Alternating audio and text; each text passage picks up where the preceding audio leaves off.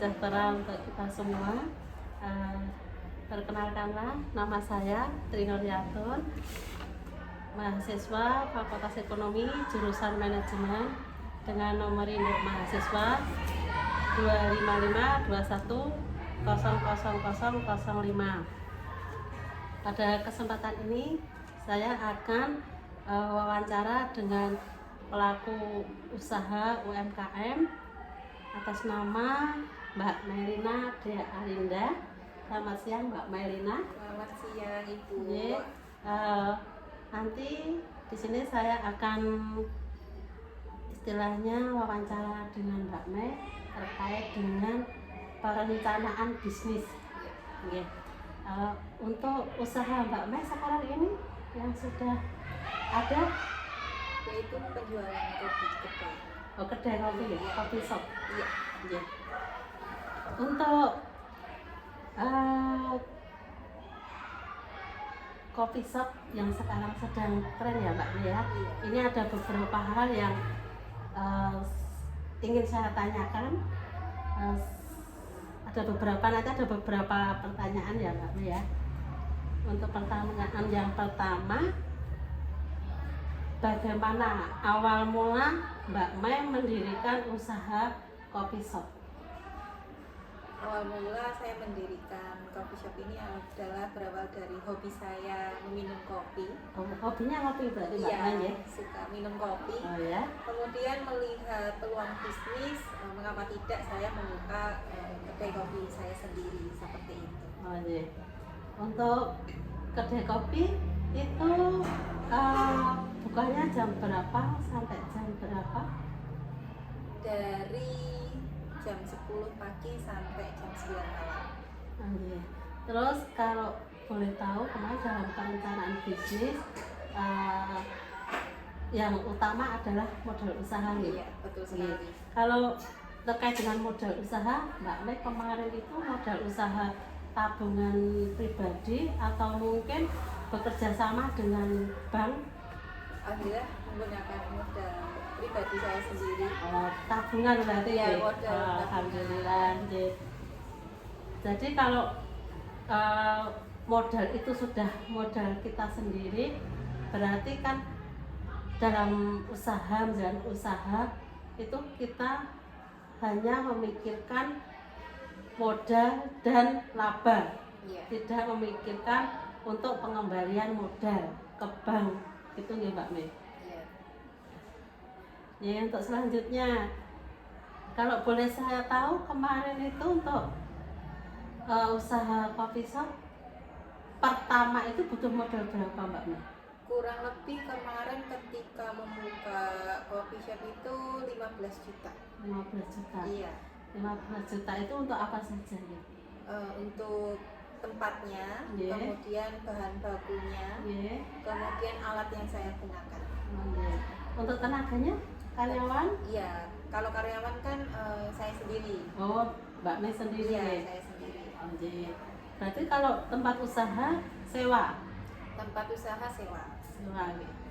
Terus untuk lokasi tempat usaha pun?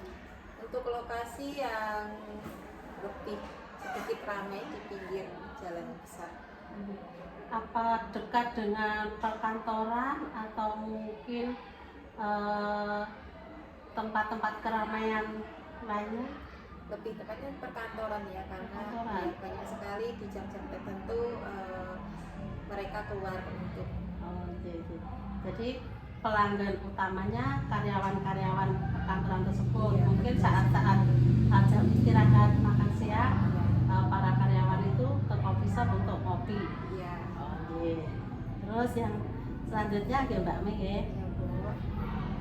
Dalam merintis usaha tentunya kita juga harus mengantisipasi suatu tantangan. Mesti ada tantangannya. Betul sekali. Terus untuk saat ini, terus mungkin yang akan datang, tantangan terbesar coffee shopnya Mbak Mel itu apa? Persaingan terbesar saat ini yaitu dengan kopi kedai, kopi yang besar ya. Terus untuk uh, bahan kopi itu Mbak mungkin kerjasama dengan petani kopi atau mungkin Mbak Mel punya kebun kopi sendiri? Bekerja sama dengan Petani kopi. Iya. Jadi petani kopi itu di lingkungan daerah tempat tinggal Mbak Mel, Iya. atau mungkin dari wilayah yang berbeda? Biasanya saya sebelum membuka usaha saya mencari beberapa petani kopi, kemudian saya coba dari beberapa petani tersebut, saya memilih yang terbaik seperti itu. Jadi memang dalam pemilihan bahan baku, terus pemilihan nanti distributor kopi, Mbak Mel memang harus selektif ya untuk menjaga kualitas kopi tersebut. Untuk selanjutnya, strategi pemasaran yang Mbak Mel gunakan. Strategi pemasaran yang saya gunakan yaitu dengan media sosial, karena sekarang ini media sosial semua menggunakan, kemudian promosi dan penawaran kepada masyarakat itu lebih banyak. Apalagi sekarang saya targetnya dari karyawan, kemudian juga pelajar. Kalau pelajar nanti saya beri diskon.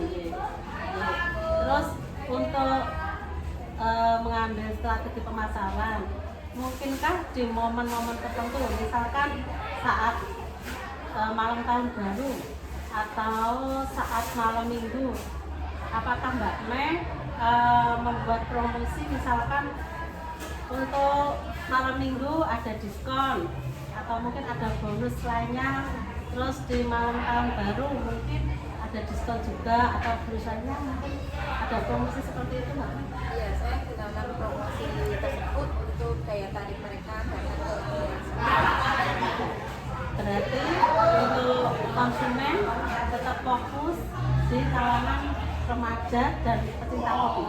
betul sekali. Mungkinkah di momen tertentu nih itu ada istilahnya Mbak Mel bersama dengan pihak lain untuk mengadakan suatu kegiatan sosial, misalkan? Bisa jadi. Saya juga bekerja sama di event-event tertentu. Terus untuk selain kopi di coffee shopnya Mbak Mel itu, selain menu utama kopi, adakah menu yang lain, menyediakan menu yang lain? Paling tidak cemilan-cemilan. Contohnya Mbak Mel? Seperti pisang goreng, kemudian cake, seperti itu. Jadi memang tren saat ini untuk anak-anak muda itu sukanya nongki-nongki ya, nongki bareng gitu.